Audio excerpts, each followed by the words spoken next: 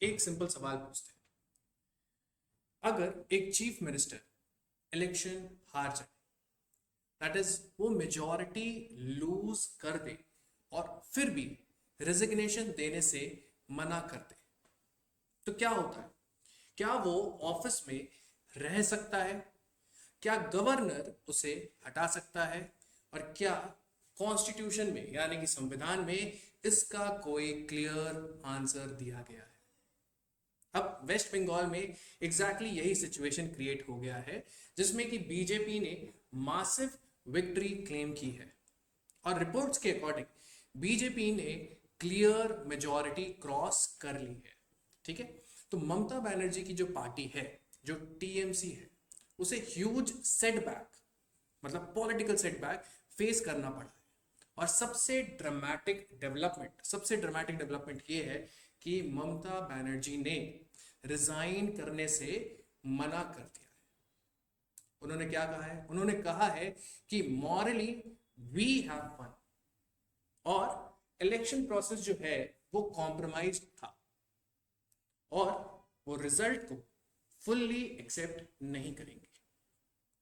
तो अब ये सिर्फ बंगाल पॉलिटिक्स की स्टोरी नहीं है, ये कॉन्स्टिट्यूशन की स्टोरी है, ये गवर्नर की पावर्स की स्टोरी है और डेमोक्रेसी के ट्रांजिशन ऑफ पावर की भी स्टोरी है। ठीक है, तो आज हम इसी इशू में, इस पूरे वीडियो में हम डिकोड करेंगे, अच्छे से जानने की कोशिश करेंगे कि कॉन्स्टिट्यूशन क्या कहता है, गवर्नर क्या क्या कर सकता है इस टाइप की सिचुएशन में, ममता बनर्जी के पास क्या लीगल ऑप्शंस रहते हैं और आगे, अब इसके आगे क्या हो सकता है। So, welcome viewers to Legacy IAS. In this, we are going to cover an important article that reads, as Mamata refuses to quit after Bengal defeat, what the rules say and what happens next. सबसे पहला, election shock and Mumtaz refusal. सबसे पहले ये समझते हैं कि what exactly happened, है ना, जैसे कि जो भी फैक्ट्स हैं उसको क्लियर करते हैं कि एग्जैक्टली हुआ क्या है।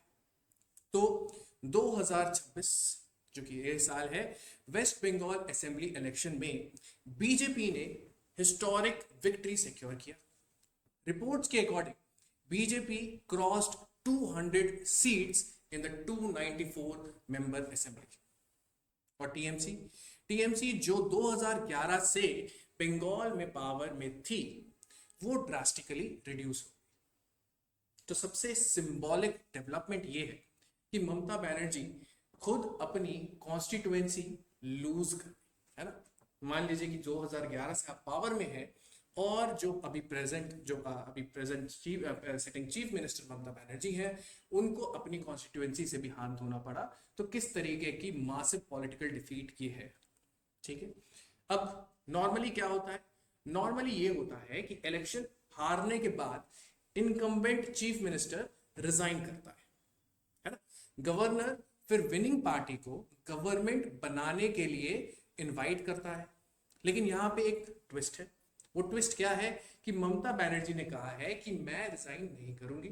ठीक है, उन्होंने क्या क्लेम किया है? उन्होंने क्लेम किया है कि इलेक्शन जो है वो फेयर नहीं था, ईवीएम में इरेगुलरिटीज है, इलेक्शन कमीशन बायस्ड है। इलेक्शन कमीशन जो कि कॉन्स्टिट्यूशनल बॉडी है, वो बायस्ड है और टीएमसी ने मॉरल विक्ट्री हासिल की। तो अब यहां पे एक इंपॉर्टेंट डिस्टिंक्शन समझना जरूरी है। वो इंपॉर्टेंट डिस्टिंक्शन ये है कि पॉलिटिकल लेजिटिमेसी और कॉन्स्टिट्यूशनल लेजिटिमेसी अलग अलग चीजें होती हैं।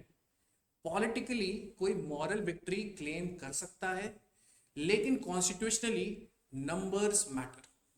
मतलब जो मेजॉरिटी मेंबर्स हैं या नंबर्स आपके हैं, क्या आपके मेजॉरिटी में है कि नहीं, that is what the constitution is much more concerned about. It is not concerned whether you have morally one और नॉट। ठीक है, और आप जानोगे कि इसी वजह से सिचुएशन एक तरीके का कॉन्स्टिट्यूशनल डिबेट बन गया है। तो अगर हम सिंपल लाइन में समराइज करें इस चीज को, तो ये है कि इशू अब सिर्फ डिफीट का नहीं है, इशू ट्रांसफर ऑफ, और रादर एक डेमोक्रेसी में ट्रांसफर ऑफ पावर जो होता है वो पीसफुल डेमोक्रेसी इसीलिए बन पाती है क्योंकि transfer of power without any violence होता है।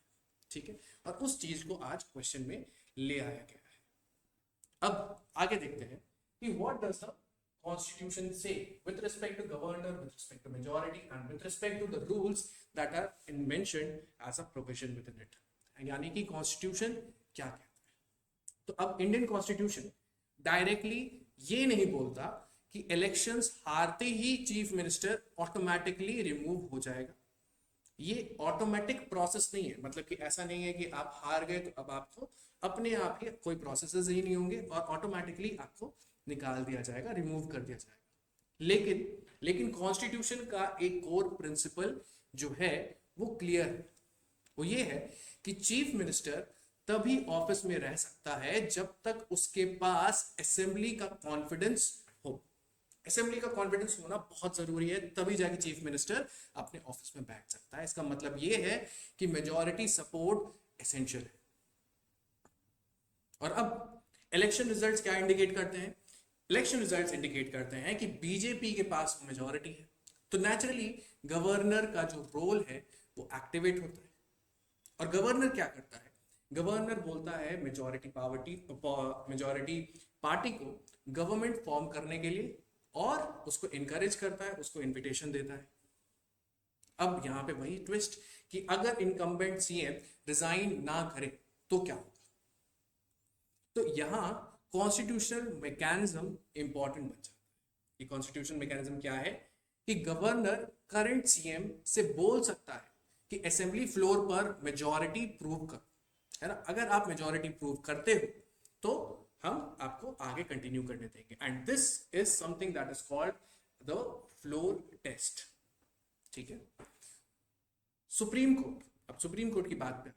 सुप्रीम कोर्ट रिपीटेडली कह चुका है कि मेजॉरिटी का रियल टेस्ट राजभवन में नहीं होता, है ना, राजभवन में आपका रियलिटी फ्लोर टेस्ट नहीं होता, बल्कि असेंबली फ्लोर पर होता है।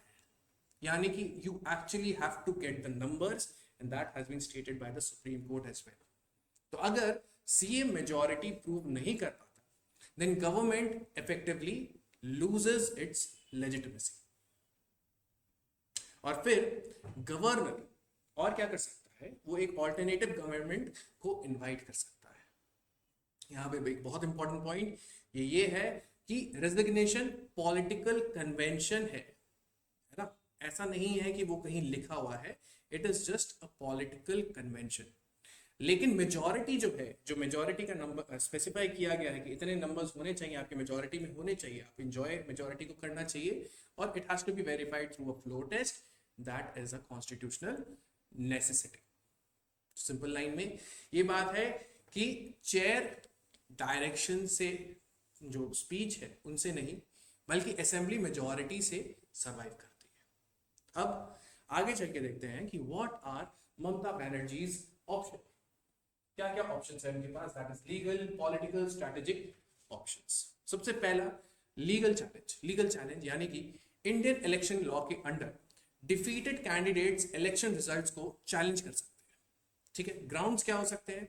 ग्राउंड्स हो सकते हैं electoral malpractice, improper counting, violation of election law, corrupt practices.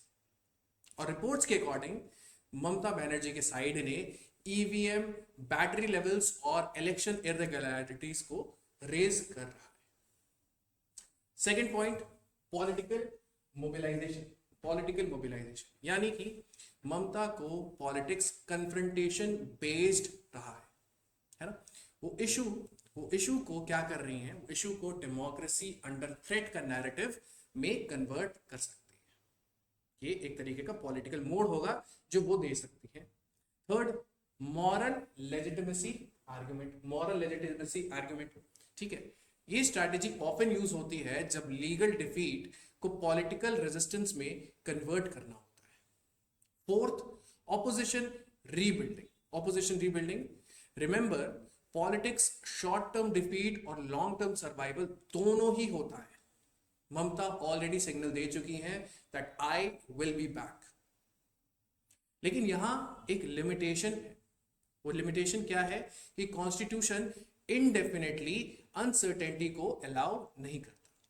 यानी कि इवेंचुअली मेजॉरिटी बेस्ड गवर्नमेंट का फॉर्मेशन होना ही है। सिंपल लाइन में कि पॉलिटिक्स नैरेटिव बिल्ड कर सकती है, लेकिन कॉन्स्टिट्यूशन जो है वो नंबर्स को डिमांड करता है।